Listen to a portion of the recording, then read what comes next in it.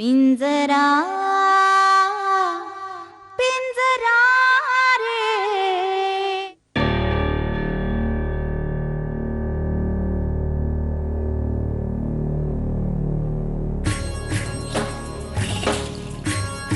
गोरख,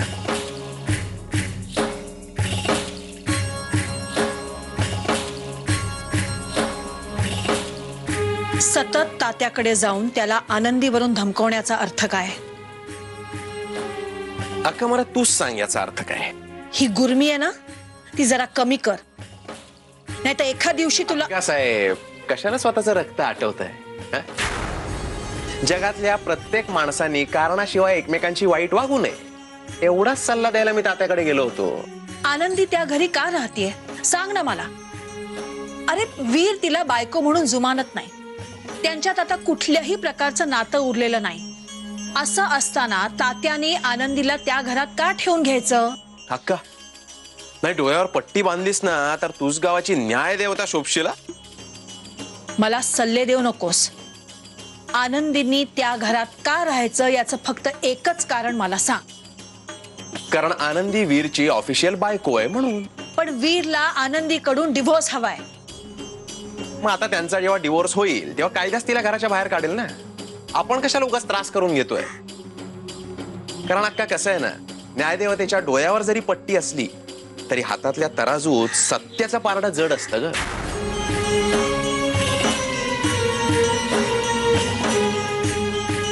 हे बघ गोरख, कायद्याला जरा बाजूला ठेवूया. नैतिकता म्हणून मला एक गोष्ट सांग. आपल्या आनंदीने त्या घरात का राहायचं? अरे आपण तिला इथे घेऊन येऊया ना, तिच्या हक्काच्या घरी. अरे ज्या घरात कुणालाही ती नकोय त्या घरात आपल्या आनंदीने का खितपत पडायचं बाबा, सांग ना.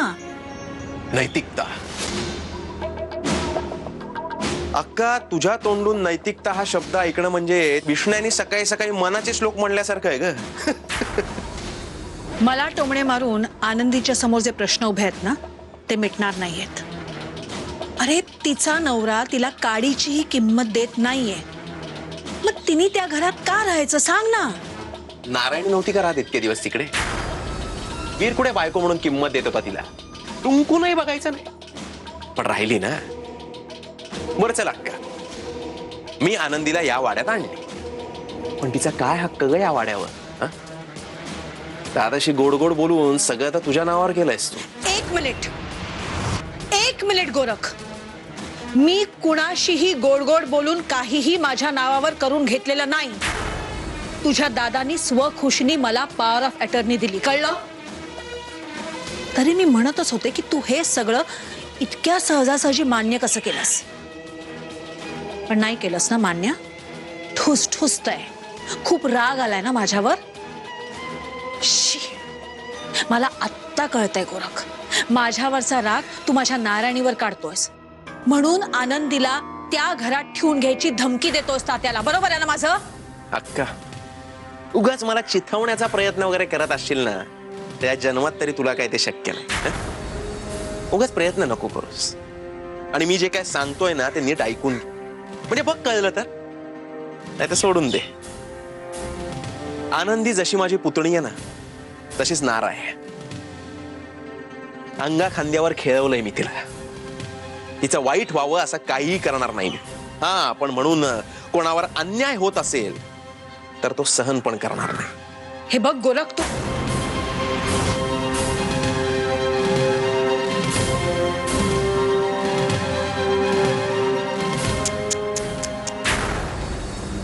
का मला तुझी काळजी वाटते ग, पण याला हँडल कोण करणार?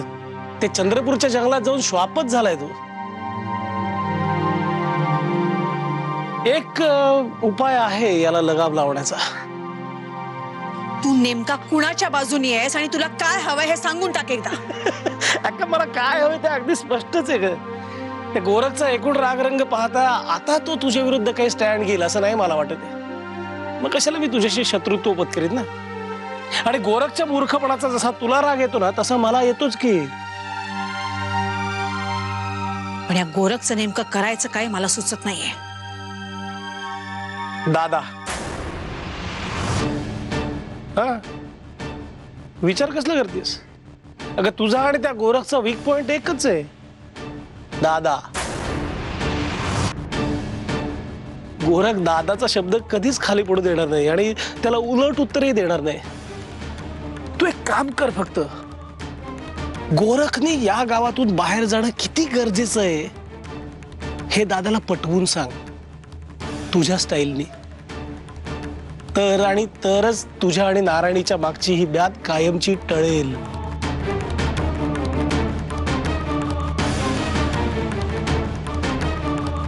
तुला बरं सुचतं हे सगळं. कसं ना का, तू जरी कितीही मला शत्रू मानत असेल ना तुझा, तरी मी सतत तुझ्याच हिताचा विचार करत असतो.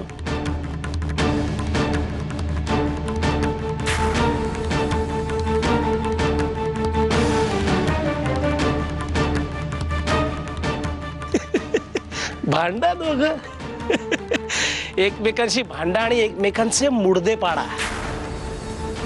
तुमच्या दोघांचं श्राद्ध घालून झालं की मी आहेच आहे शेलारांची प्रॉपर्टी सांभाळायला.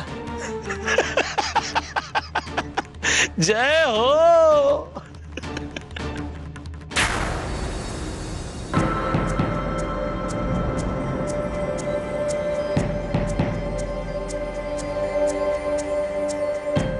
कुठे?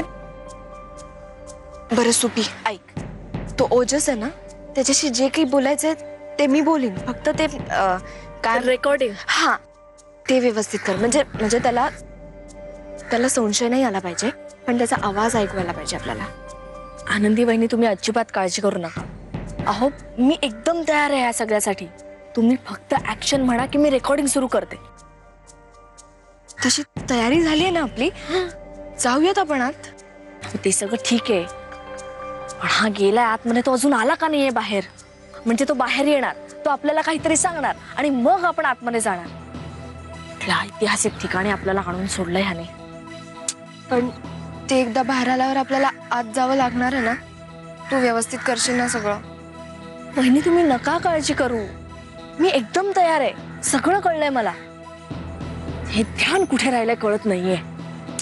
अगं, काहीतरी गडबड झाली असेल ना, म्हणून कदाचित त्यांना वेळ लागत असेल. येतील. नाही, गडबड काही झालेली नाहीये. ह्यानेच गडबड केली असणार, नक्की सांगते बघा मी.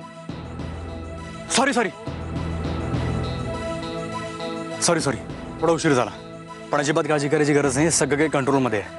हा लॉजवाला आपला मित्रच आहे. ओके, ऐका, तो झिपऱ्या रूम नंबर 302 मध्ये आहे. ठीक आहे, आणि अजिबात काळजी करू नका, बिंदास जा. काही वाटलं ना तर फोन करा, मी जवळपासच आहे. ओके, आणि अजिबात घाबरू नका. तुम्ही दोघींनी एक पंच जरी मारला ना तरी कंट्रोलमध्ये येईल, एवढासा आहे तो. ओके, आणि एक महत्वाची गोष्ट, रेकॉर्डिंग सुपी करेल. ओके, हे तू यायच्या आधीच ठरलंय आमचं. हो, फार उपकार झाले तुमचे. परमेश्वर करू आणि सगळं व्यवस्थित होते. आनंदी, तू कशाला काळजी करतेस? तुझा हा भाऊकमदीर आहे ना सोबत, सगळं काही ठीक होईल. म्हणूनच जास्त काळजी वाटते. अहो काय भाऊजी, तुम्ही कशाला काळजी करताय? तिचं बोलणं मनावर नका घेऊ. तुम्ही अजिबात काळजी करू नका. मी आहे ना, जसा जन्मोजन्मी हाच नवरा हवाय ना, तसं जन्मोजन्मी मला हाच भाऊ मिळो अशी प्रार्थना केली. नाही, असा काही वर मागू नकोस. कारण काय आहे की मी ऑलरेडी एक वर मागितलाय ना, की मला जन्मोजन्मी वीरदादाच माझा भाऊ मिळावा म्हणून. आता जर का तू हा वर मागितला तर देवाचं कन्फ्युजन होईल ना. त्यामुळे काय की तू हाच वर माग की तुला जन्मोजन्मी वीरदादाच तुझा नवरा मिळू दे, आणि पॅकेज मध्ये मग मी देर म्हणून येईल.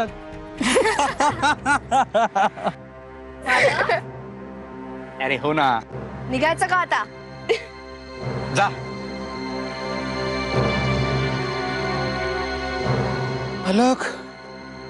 मालक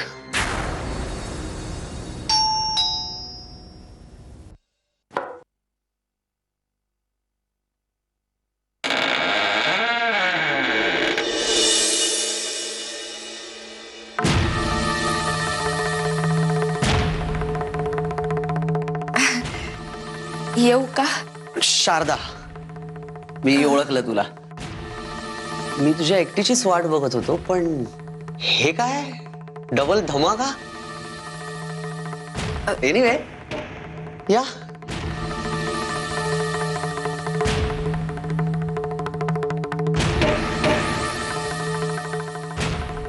कसा बस. नाही तुम्ही बसा ना. ओके. मग शारदा घाबरलीस का एकटं यायला?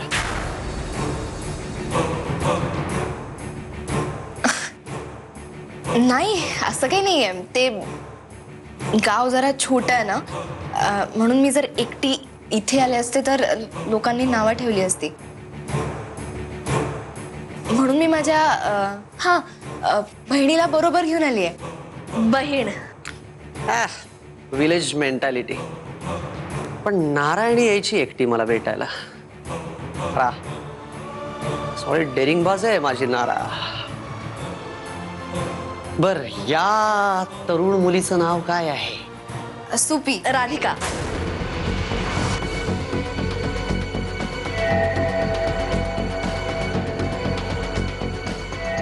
म्हणजे माझं खरं नाव राधिकाच आहे, पण घरी सगळे मला लाडाने सुपी म्हणतात. आणि मला सुपी म्हटलेलं फार आवडत नाही ना, म्हणून मी सगळ्यांना राधिकाच सांगते. राधिका. Interesting name. शारदा तू तर मला वाटलं होतं त्याच्यापेक्षा जास्ती सुंदर आहेस. आणि तुझी बहीण म्हणजे मला कोणी विचारलं ना की तुला कुणाशी अफेअर करायला आवडेल तर मी सांगेन दोघींशी. नारायणी. हा नारायणी बद्दल काय सांगायचं होतं तुला? नारायणी आता करोडोंची मालकीण झाली आहे ना. हो मला केला होता तिने SMS. खरं तर कसं आहे की तिला तुमच्या बरोबरच संसार करायचा आहे, पण अक्का. ते फार डेंजर बाई आहे. आणि तो आहे का काळा पैलवान? विष्ण्या.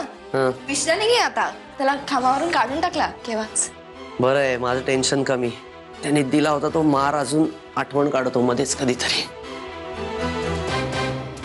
शारदा नारायणी माझा फोन का नाही उचलत आहे?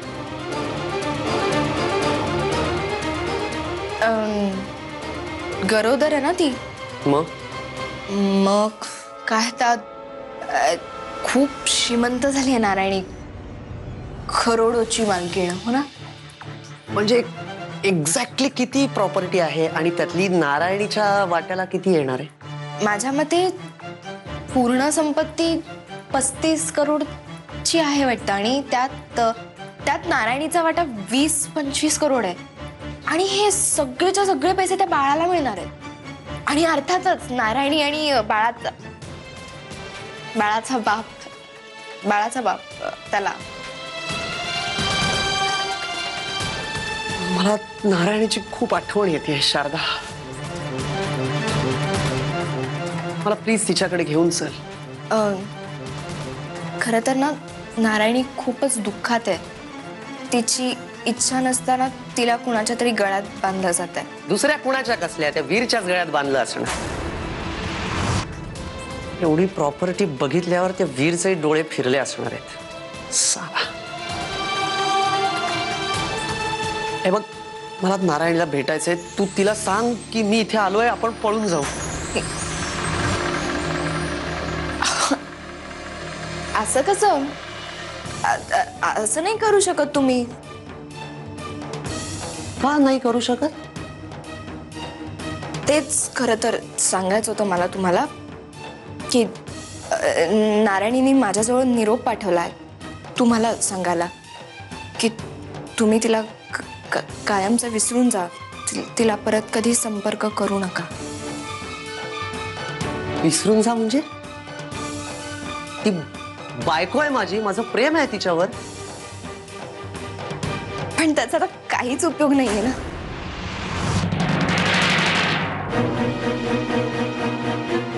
शारदा मला प्लीज मदत कर. प्लीज मला मदत कर. मी काय मदत करू शकते?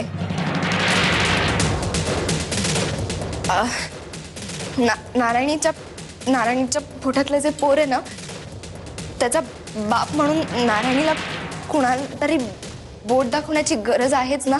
मीच तिला म्हणलो होतो की तू अबॉर्ट कर, कारण मला काही प्रॉब्लेम्स होते त्यावेळेस. पण आता मला माझी चूक लक्षात आली आहे शारदा, आणि मी तिला तिच्या मुलासकट ऍक्सेप्ट करायला तयार आहे. मला प्लीज मदत कर.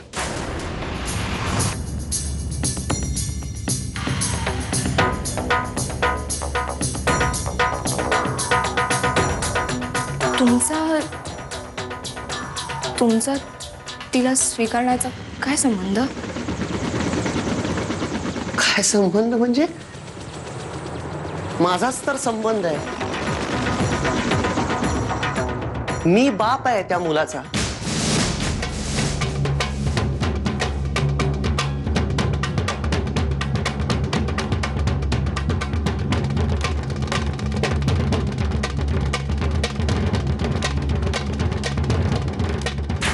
म्हणजे त्यांच्या घरातल्या यांना कुणीच माहिती नाही? मग तसे ऐकून माहितीये, तो वीर, अक्का, आनंदी बद्दल बरंच काही ऐकलंय मी. पिंजरा पिंजरा रे पिंजरा पिंजरा रे.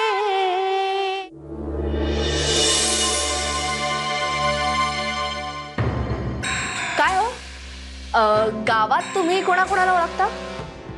नाही, मी काही कोणाला ओळखत नाही. मला त्याची काही गरजही वाटत नाही. म्हणजे वीरला नाही ओळखत ना तुम्ही? कोण वीर, कोण तो काळा का गोरा, मला काही माहित नाही यार. मला काही गरज नाही, मी कशाला बघू. म्हणजे तुम्ही वीरला बघितलंही नाहीयेत किंवा त्याचा भाऊ गजा त्याला सुद्धा बघितलं नसणार? नारायणी सोडून तिच्या कुठल्या भावांना, मित्रमैत्रिणींना, नातेवाईकांना, शेजारच्यांना काही मी ओळखत नाही. कोणाला काही भेटलो नाही मी. मग वाचलास काय?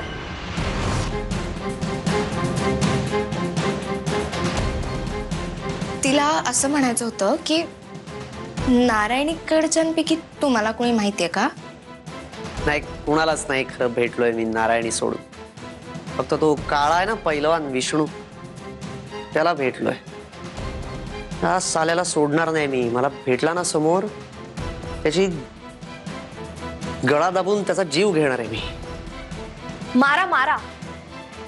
नाही नाही, तुम्ही खरंच मारा. माझ्याकडे फोन नंबर आहे, देऊ तुम्हाला? आमच्या समोरच मारा ना तुम्ही. त्याला इकडेच बोलवून घेऊ आपण. हा, थांबा थांबा, नंबर. ए थांब थांब, आता कसलं? ते काय मारामारीची वेळ आहे का? चला, म्हणजे त्यांच्या घरातल्या यांना कुणीच माहिती नाही? मग तसे ऐकून माहितीये, तो वीर, अक्का, आनंदी बद्दल बरंच काही ऐकलंय. वहिनी साहेब, अहो काय सांगू तुम्हाला. अहो दोघं अंगाला अंग काय घाशीत होते, हसत काय होते, खिदळत काय होते. अरा तात्या साहेब, अहो तुम्हासनी गावात तोंड दाखवायची जागा ठेवली नाही त्यांनी. पिंजरा पिंजरा रे पिंजरा पिंजरा रे. किती वेळ झाला, अजून दोघांचा बी पत्त्या नाही. गेला कुठं गेला हा नारकर? त्या गजाचा पण काही फोन नाही. कुठं गेले? मालक मालक मालक मालक मालक मालक. अरे नारकर, तुमची कॅशेट कशाला अडकली? बोला काय ते आता. मालक काय बोलणार मी. अहो माझ्या ह्या कानामध्ये आधी तुम्ही शिशाचा रस होता. हे माझं डोळं आहे ना, फडदिशी काढून टाका, माझी जीभ छाटून टाका. पण कृपा करून मला विचारू नका की मी काय पाहिलं आणि काय ऐकलं. अरा त्या देवानं मला जन्माला घातल्या मारून का नाही टाकलं तेच कळलं. आता पुढच्या मिनिटाला काय झालं ते सांगा, नाही तर देवाचं उरलेलं काम मी पूर्ण करेन. सांगतो सगळं समजावून सांगतो. काय झालं, मी घरात झुरळ मारत बसलो होतो. इतक्यात तुमचा फोन वाजला. तर बायको म्हणली, अहो झुरळ मारून झाल्यानंतर फोन उचला. म्हटलं अगं हॅड, अगं खोळी का काय तू. तर मला शब्द गायला लागली. म्हटलं हॅट, गेलीच ओढत तू. आणि मग काय झालं असं. इथं मला तुमची बेडरूम स्टोरी नाही ऐकायची. काय झालं ते सांगा. ती आनंदी तिथं होती का नव्हती? होती का? अहो ती तर होतीच, पण तिच्या सोबत आपले गजू शेठ पण होते. वहिनी साहेब, अहो काय सांगू तुम्हाला. अहो दोघं अंगाला अंग काय घाशीत होते, हसत काय होते, खिदळत काय होते. अरा तात्यासाहेब, अहो तुम्हासनी गावात तोंड दाखवायची जागा ठेवली नाही त्यांनी. तरी मी तुम्हाला सांगितलं होतं. आता काय आबरू शिल्लक राहिली आपली तुम्हीच सांगा. ती मुद्दामच करते हा सगळं, मला ठाव आहे. आपण तिला इरपासून तोडलंय ना, म्हणून ती सूड घेते आपल्यावर. आता माझा गजा हातात गेला रे देवा.